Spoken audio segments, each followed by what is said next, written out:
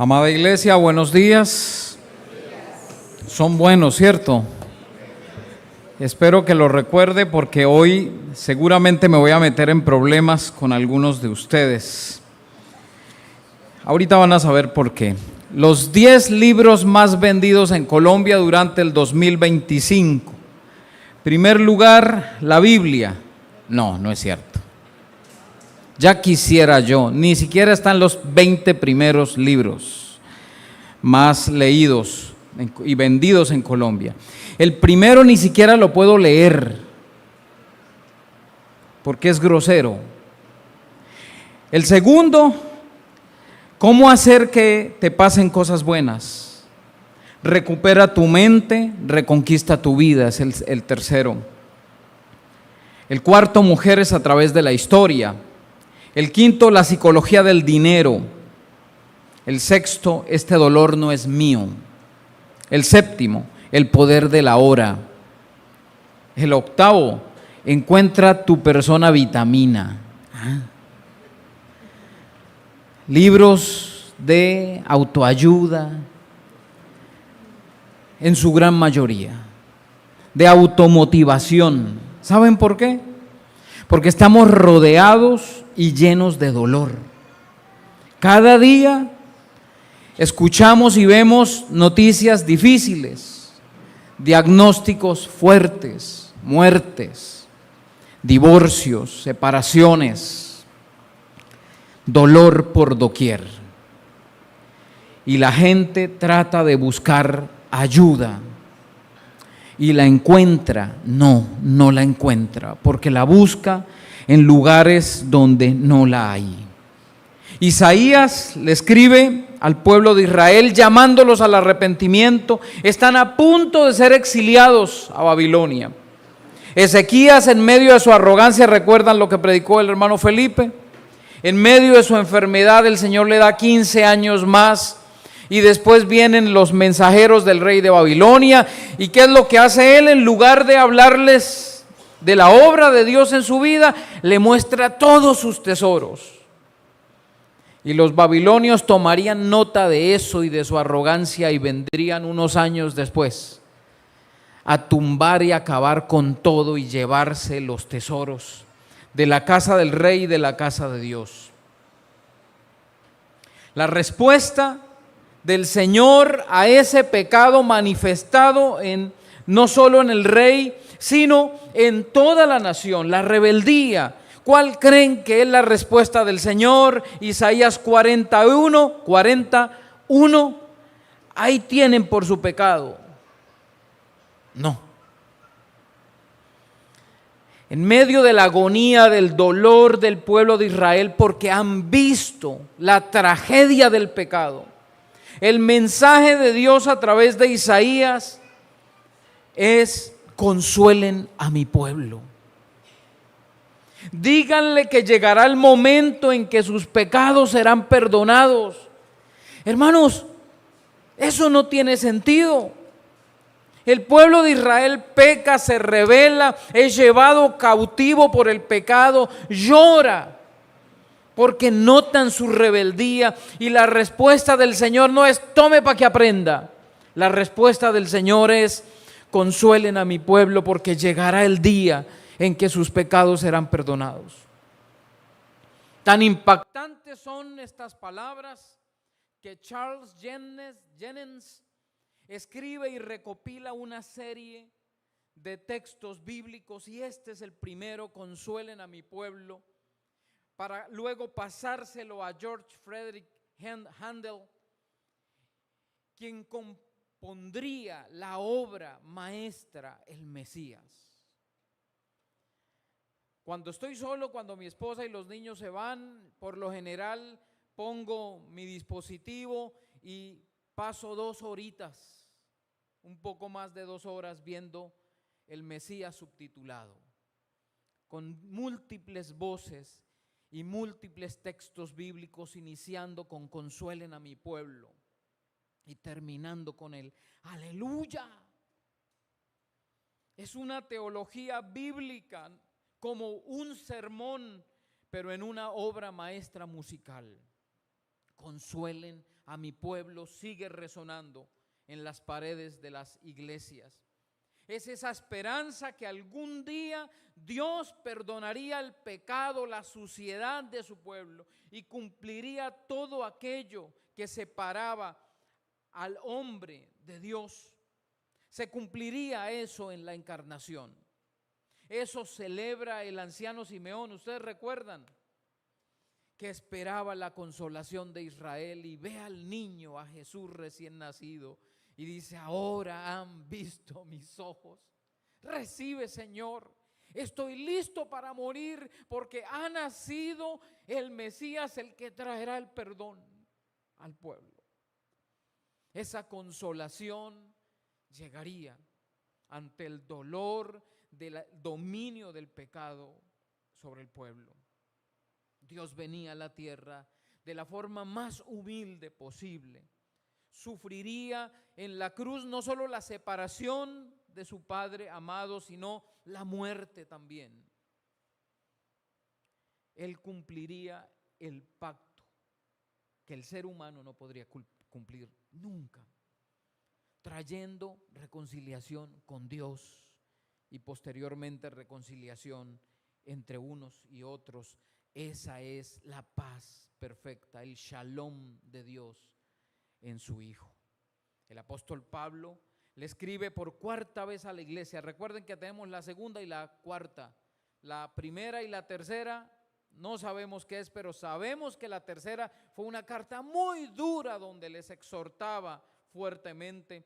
Y él les escribe, entre otras, por dos razones. Primero, para expresarles la alegría al saber que esa tercera carta, llamada la carta del dolor o de la tristeza, no los había quebrado en su relación con el Señor, sino que ellos habían recibido su mensaje con mansedumbre. Lo segundo es demostrar su llamado apostólico en contra de aquellos superapóstoles, más adelante los vamos a ver, capítulo 10, que lo menospreciaban, por lo menos por dos cosas. Lo menospreciaban por su falta de elocuencia, por sus múltiples oposiciones y sufrimientos también, y también por su aspecto físico. Dice el capítulo 10, por su aspecto físico un poco impresionante. No daba muestras de ser un hombre respaldado por Dios. No puede ser que un apóstol de Dios sufra como está sufriendo Pablo. Y aquí nos presenta en este primer capítulo que los sufrimientos son una demostración de su llamado. ¿A quién le gusta sufrir aquí? Tengan cuidado, a ninguno de nosotros. Pero nos hemos ido al otro extremo, al extremo del hedonismo. Evitar a toda costa el dolor, buscando solo la satisfacción y el suplir las pasiones. Pablo comienza saludándolos de una forma diferente, hablando en su introducción de la carta del consuelo que el pueblo de Dios debe celebrar. Leamos otra vez, 2 Corintios 1, versículos 1 al 7. Pablo, apóstol de Cristo Jesús, por la voluntad de Dios, y el hermano Timoteo, a la iglesia de Dios que está en Corinto, con todos los santos que están en Acaya, gracia y paz a ustedes de parte de Dios nuestro Padre y del Señor Jesucristo. Bendito sea el Dios y Padre de nuestro Señor Jesucristo, Padre de misericordias y Dios de toda consolación, el cual nos consuela en todas nuestras tribulaciones, para que también nosotros podamos consolar a los que están en cualquier aflicción, dándoles el consuelo con que nosotros mismos somos consolados por Dios. Porque así como los sufrimientos de Cristo son nuestros en abundancia, así también abunda nuestro consuelo por medio de Cristo. Pero si somos atribulados es para el consuelo y salvación de ustedes. O si somos consolados es para consuelo de ustedes, que obra al soportar las mismas aflicciones que nosotros también sufrimos, Y nuestra esperanza respecto de ustedes está firmemente establecida, sabiendo que como son copartícipes de los sufrimientos, así también lo son de la consolación. Vamos a orar. Padre Celestial, infinitas gracias te damos por tu gracia, por tus misericordias, por tu amor demostrado al dar a tu Hijo unigénito en sacrificio, para traer reconciliación, paz perfecta a través de tu gracia. Padre Celestial, que en estos minutos a continuación podamos entender lo que tú quieres y el motivo por el cual fue escrita esta carta y esta introducción específicamente. Háblanos, Señor, te lo pedimos porque necesitamos de tu palabra siempre. En el nombre de Cristo Jesús. Amén y amén. Y vamos a comenzar a ver las personas del consuelo. En el mensaje que he titulado Consuelen a mi pueblo, así como lo decía Isaías. Vamos a comenzar. ¿Quiénes son las personas del consuelo? Capítulo 2, versículos 2 y 3. Gracia y paz a ustedes de parte de Dios, nuestro Padre, y del Señor Jesucristo. Bendito sea el Dios y Padre de nuestro Señor Jesucristo, Padre de misericordias y Dios de toda consolación, el cual nos consuela. Y aquí tenemos el inicio de la carta de Pablo. Es una bendición diferente. No está alabando a la iglesia de Corinto como lo hace en otras cartas. Está alabando al Señor, está bendiciendo el nombre del Señor. 9 veces aparece en los primeros versículos la palabra consuelo, consolación, dando a entender que este será un punto importante para entender toda la carta e incluso para entender el ministerio del apóstol Pablo. ¿Quiénes son las personas de la consolación? Primero, Dios Padre, ¿cierto? Y así lo menciona. Fíjese cómo está el versículo 13. Gracia y paz a ustedes de parte de Dios nuestro Padre, nuestro Padre. Y versículo 3, bendito sea el Dios y Padre de nuestro Señor Jesucristo, Padre de misericordias. 3 veces se utiliza el término Padre. Dios Padre es la fuente de la consolación. No existe otro lugar donde se pueda encontrar consuelo, ánimo, fortaleza plena, sino en el Señor. Él es la única fuente del verdadero consuelo.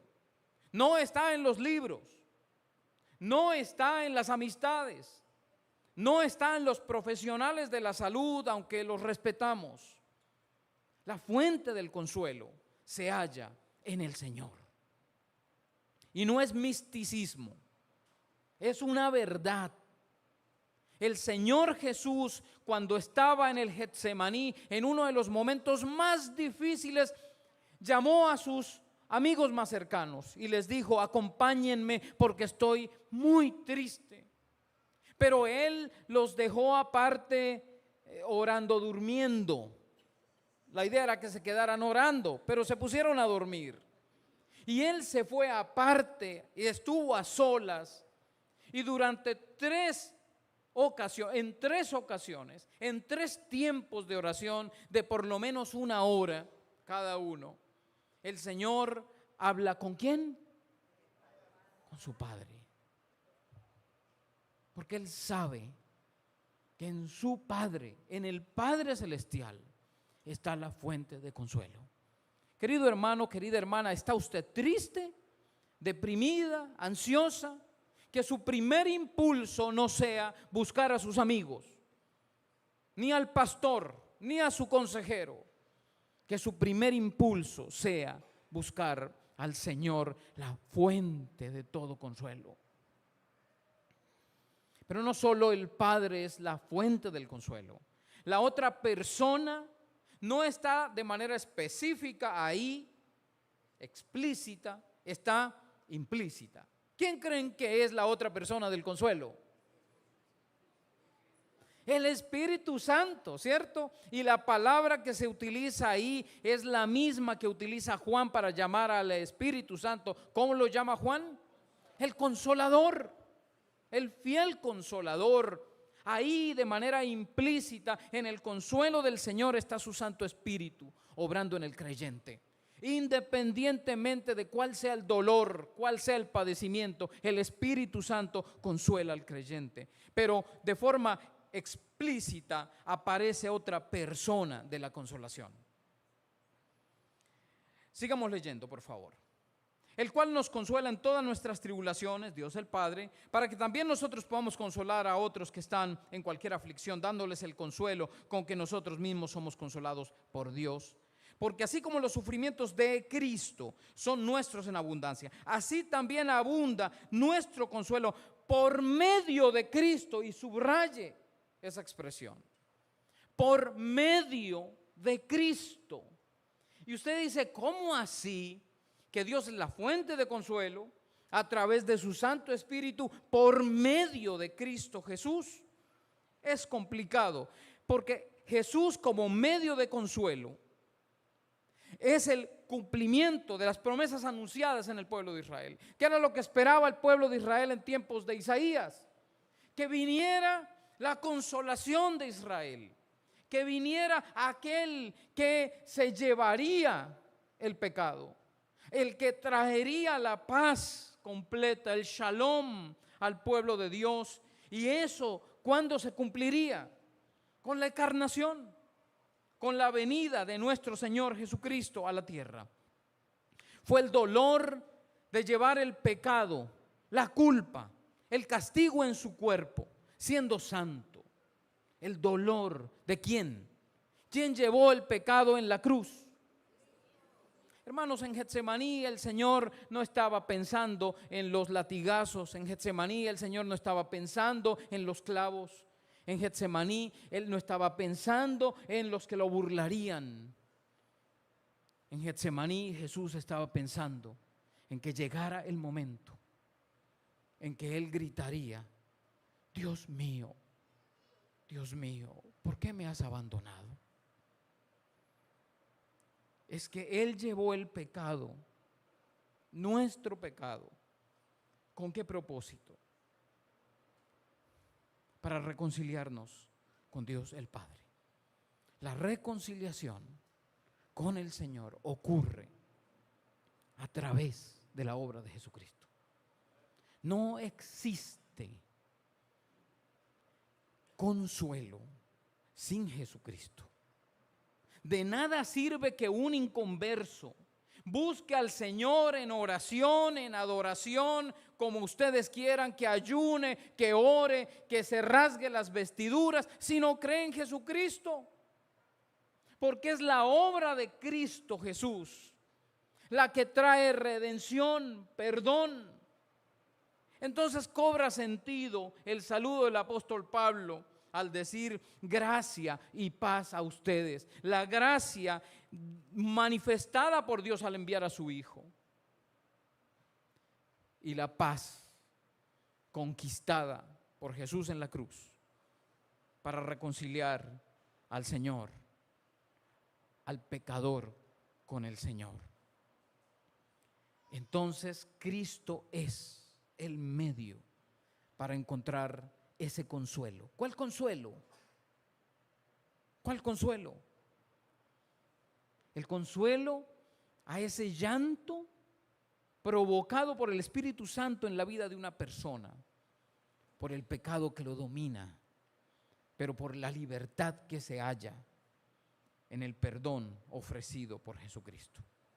Esa es la fuente de la consolación. El medio de la consolación, el Padre, Jesucristo, el Espíritu Santo. Y ahora vamos a ver otra persona de la consolación. ¿Quién creen que es la otra persona de la consolación? Dios Padre, Espíritu Santo y Dios Hijo. ¿Y quiénes son las otras personas de la consolación? Versículo 4. El cual nos consuela en todas nuestras tribulaciones, para que también nosotros podamos consolar a los que están en cualquier aflicción, dándoles el consuelo con que nosotros mismos somos consolados por Dios. Espera un momentito, hermano, porque esto muchas veces ha sido malinterpretado.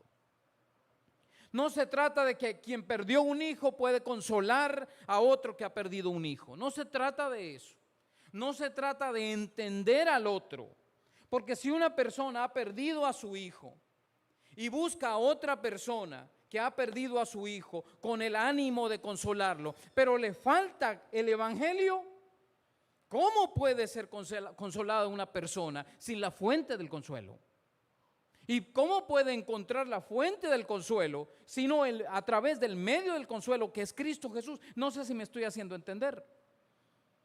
Y lo que está diciendo aquí el apóstol Pablo es no solamente entender al otro a través del dolor que he sufrido, es haber entendido el evangelio y el consuelo que trajo el Señor a mi vida al perdonar mis pecados y reconciliarme con el Padre Celestial.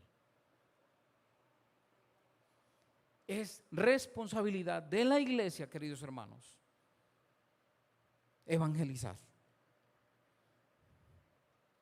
A mí me gustaría pedir, no lo voy a hacer para no ofender a los que no lo van a hacer, pero a mí me encantaría pedirles a los hermanos que están trabajando en las comunidades que se pusieran en pie. No se pongan en pie, pero hay una buena cantidad de personas aquí que están yendo a las comunidades a compartir el evangelio. En Montevideo, parte alta, en Cumbres del Salado, en Valles de Las Vegas. ¿Y el resto para cuándo? ¿Cuándo van a empezar a compartir la consolación del Señor a través de Jesucristo y del evangelio? Es una necesidad. ¿Saben por qué? Ustedes se imaginan los cientos de miles de creyentes en Colombia anunciando el mensaje de consolación a todas esas personas que están buscando a la persona vitamina, al poder de la hora, a la psicología del dinero, a aquello que el dolor no es mío, a cómo hacer que te pasen cosas buenas, esa gente que está desubicada, buscando consuelo. Pero ¿dónde está el pueblo del Señor que conoce el verdadero consuelo? Anunciando eso. La gente sufre, hermanos, y necesitamos ser sensibles al dolor del otro a través del ministerio de la evangelización. Las personas del consuelo. Vamos a ver ahora la promesa del consuelo, versículos 4 al 7. El cual nos consuela en todas nuestras tribulaciones, para que también nosotros podamos consolar a los que están en cualquier aflicción, dándoles el consuelo con que nosotros mismos somos consolados. Porque así como los sufrimientos de Cristo son nuestros en abundancia, así como los sufrimientos de Cristo son nuestros en abundancia, así también abunda nuestro consuelo por medio de Cristo. Pero si somos atribulados, es para el consuelo y la salvación de ustedes. O si somos consolados, es para el consuelo de ustedes, que obra al soportar las mismas aflicciones que nosotros también sufrimos. Hay una promesa, y es que Dios consolará. Y Jesucristo ha cumplido esa promesa. Pero ¿cuál es la otra promesa que está allí en ese pasaje? Alguien que me diga. Salvación. Dígame otra promesa que hace el Señor ahí y que recuerda una que Jesús mismo había hecho. Y les aseguro, no está señalada en la Biblia de promesas. En el mundo tendrán aflicción. ¿A cuántos les encanta esa promesa? Ahora me entienden por qué dije vengo a meterme en problemas con algunos. Hay algunos creyentes que están buscando iglesias que les prometen adiós al dolor.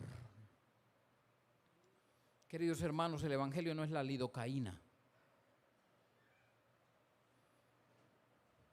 El evangelio muchas veces es la causa del sufrimiento. No sé si me estoy haciendo entender. ¿Estoy muy pesado hoy, esta mañana? La promesa cumplida es el consuelo de Dios a aquellos que están perdidos, alejados de Dios. Pero hay una promesa que no nos gusta y es la realidad de las aflicciones. Levanten la mano los que sufren, de los que están aquí.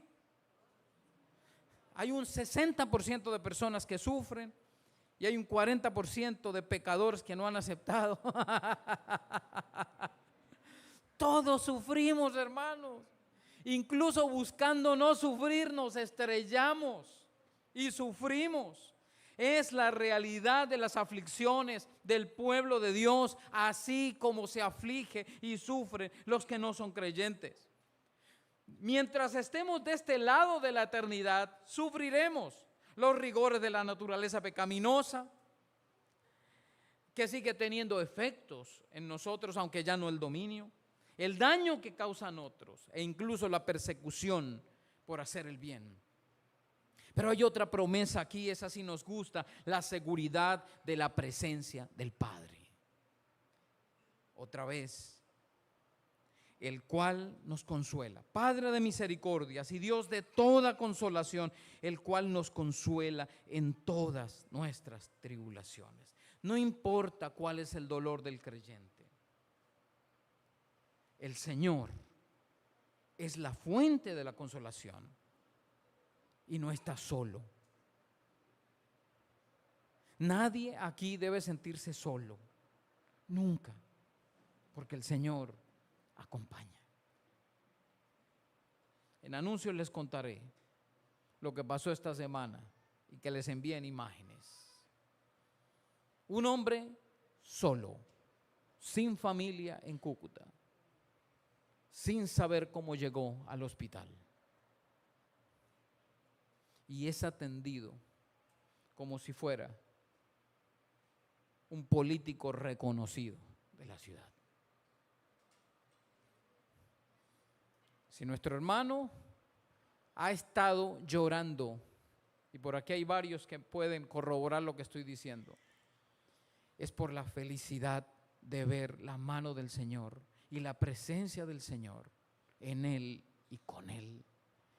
Y la presencia de los hermanos que consuelan a través de mensajes, de llamadas, de muchas formas.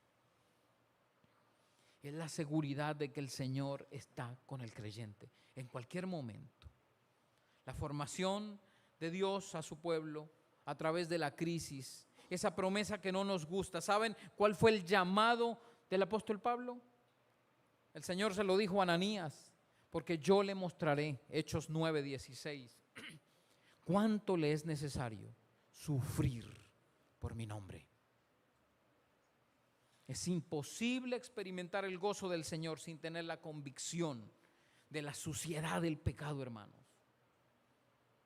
Sin aceptar el dolor provocado por el propio pecado y el de otros. Es bueno ver qué tan terrible es el pecado en la vida mía y en la vida de otros. Es necesario entender esa profundidad del dolor, la amargura, la ansiedad y la depresión que provoca, escúchame bien, la ausencia de Dios en la vida de una persona. Es así como podemos entender las palabras de Jesús cuando dijo: bienaventurados los que lloran, porque ellos serán consolados. Ese grito de nuestro Señor en la cruz no lo produjeron los clavos, ni los azotes, ni las burlas de quienes lo rodeaban. Ese grito fue provocado por la angustia de llevar sobre sí nuestro pecado, siendo santo, y el terrible dolor de experimentar la ausencia temporal del Padre Celestial. Dios mío, ¿por qué me has desamparado? Él fue abandonado por su Padre para que a través de su dolor y de su muerte fuéramos al final nosotros salvados, acompañados, aceptados como hijos y consolados por el Padre amoroso. Y celebramos eso, hermanos. No toda depresión, ni ataque de pánico, ni ansiedad son producto de la ausencia de Dios. Pero puedo decir que hay muchas personas que están deprimidas, con ataques de pánico, de ansiedad, porque están lejos de Dios, porque le han dado la espalda al Señor y están experimentando eso por la ausencia de Dios en su vida. Es un dolor insoportable, así que no lo busque en el cocuán, ni en el diazepam, ni en el lorazepam, ni en ninguno de esos medicamentos. No estoy diciendo que eso es malo. Estoy diciendo que muchas veces la ansiedad viene como consecuencia del pecado en la vida del creyente. Hay el Espíritu Santo dentro del creyente contristado. Mark Seyfried dice que el consuelo paternal de Dios se da siempre solo a quienes aceptan su debilidad y aflicción. Un consuelo que es la salvación misma. Y George Guthrie dice que el consuelo no es una dosis de gracia que mitiga el dolor, sino un agente endurecedor que fortalece el corazón, la mente y el alma. Y esa fortaleza lleva a poner la esperanza, ¿en dónde? En el Señor y en sus promesas futuras. Hermanos, mientras haya vida, hay esperanza de encontrar el verdadero consuelo y la verdadera paz en el Señor. Y por último, vamos a ver los propósitos del consuelo. Versículos 4 al 7, ya lo leímos. Hay varios para qué. El primero, que lo dice el versículo 4, es para que también nosotros podamos consolar a otros. Hermanos queridos, ayudar a otros en momentos de aflicción no solamente es un mandato de Dios, es un elemento terapéutico. Ayudar a otros, acompañar a otros, sana, ayuda a sanar. No podemos ensimismarnos en el dolor ni en el sufrimiento, ni aislarnos de todo, ni de todos. Qué bueno es recibir el consuelo del Padre Celestial y luego salir y compartir ese consuelo con otros que están sufriendo, que no han entendido el mensaje esperanzador del consuelo de Dios. Otro propósito es, como ya les decía, compartir la fe en el Señor Jesucristo. El Evangelio y su proclamación es la llave que abre la puerta al consuelo verdadero, que viene del amor del Padre que cubre a quienes recibe como sus hijos. ¿Han experimentado ustedes ese consuelo del Señor? Y otro propósito del consuelo, y este no les va a gustar mucho, hermanos. Leamos el versículo 8 y versículo 9. Porque no queremos que ignoren, hermanos, acerca de nuestra aflicción sufrida en Asia, porque fuimos abrumados sobremanera, más allá de nuestras fuerzas, de modo que hasta perdimos la esperanza de salir con vida. ¿Perdimos qué? La esperanza de salir con vida. De hecho, dentro de nosotros mismos ya teníamos la sentencia de muerte, a fin de que, ahí hay un propósito, a fin de que confiáramos que no confiáramos en nosotros mismos, sino en Dios que resucita a los muertos. Escúchenme bien, hermanos, yo les dije que no les va a gustar mucho.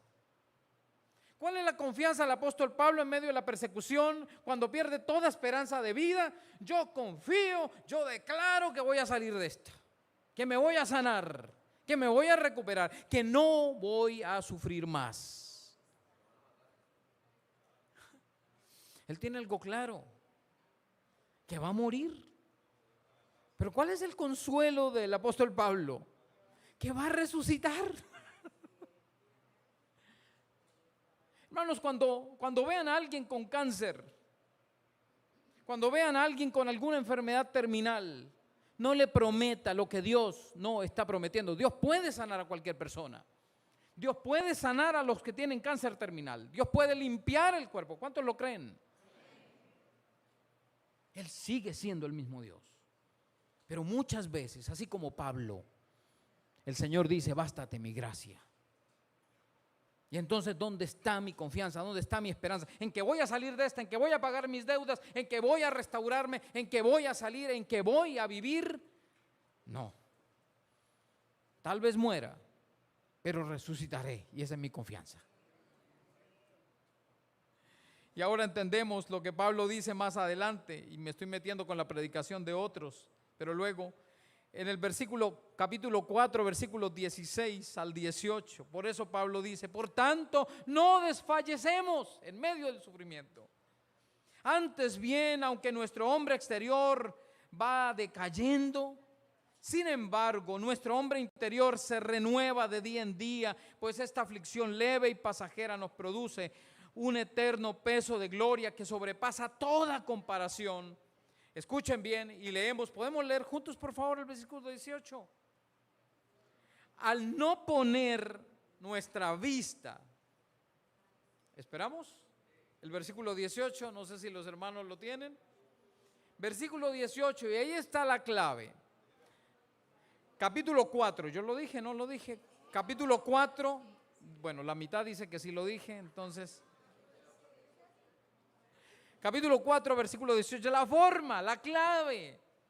Al no poner nuestra vista en las cosas que se ven, les voy a dar otra oportunidad. 1, 2, 3. Al no poner nuestra vista en las cosas que se ven, sino en las que no se ven, porque las cosas que se ven son temporales, pero las que no se ven son. ¿Cuántos dicen amén a eso? Sí, no le dé miedo.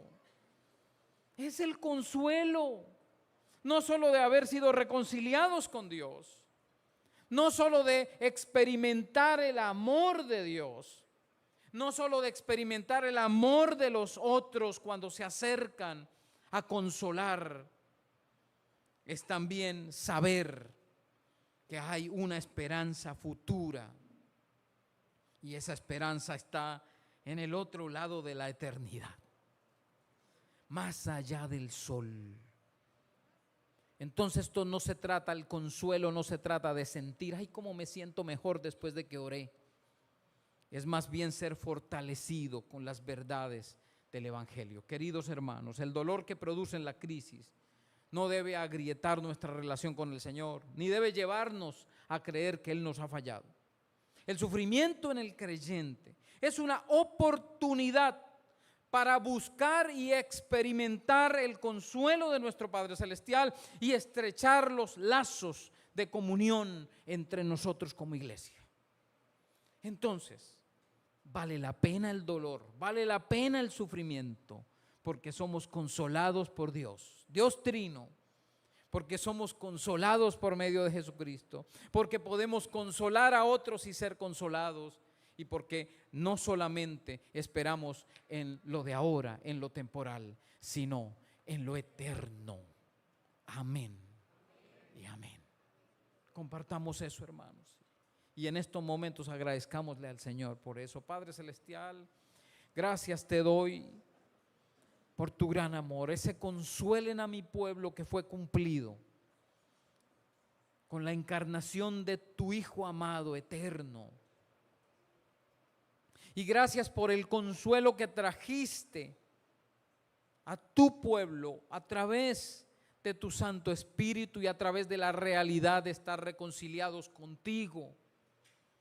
Padre Celestial, ayúdanos y recuérdanos que necesitamos acercarnos a otros y compartir la verdad del Evangelio.